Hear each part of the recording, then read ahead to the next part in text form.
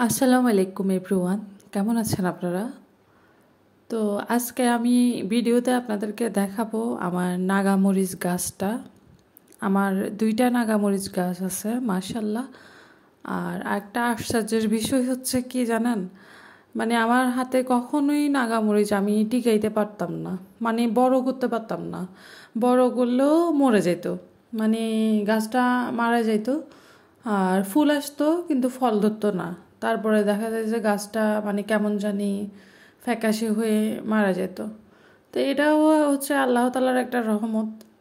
তো এখন এই বছরই 3টা আনছিলাম আমি, হ্যাঁ, লাগানোর জন্য।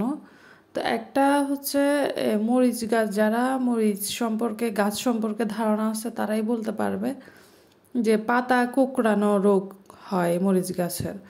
তো একটা কি করছে, একবারে পাতা কুঁকড়াইয়া মারাই গেছে। এই গাছটাও মানে কি বলবো, আল্লাহ চাইলে কি না হয়, এটাই হচ্ছে তার বাস্তব প্রমাণ।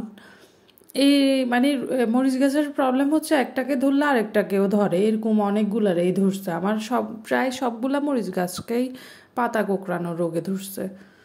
তো আমি এগুলো একবারে ছাঁটাই করে পাতাগুলো ফেলে দিছি, তারপরে মেডিসিন দিছি। একবারে গাছের মধ্যে একটা পাতাও ছিল না, এরকম অবস্থা। ডালপালা ছেটে দিছি। তো মাশাল্লাহ দেখতেই পাচ্ছেন এখন কত ডালপালা গজাইছে, আবার পাতা এবং কি ফলে ভরপুর। যে অনেক নাগামরিচ খাইছে, মানে খাওয়া হয়েছে। আর এখন দেখেন, এখনও মাশাল্লাহ এগুলা এখনও মানে পরিপূর্ণ হয় নাই, খাওয়ার উপযোগী হয় নাই, এই জন্য এখনও পারি নাই। কিন্তু মাশাল্লাহ অনেক খাইছে। আমি নাগামরিচ অনেক পছন্দ করি।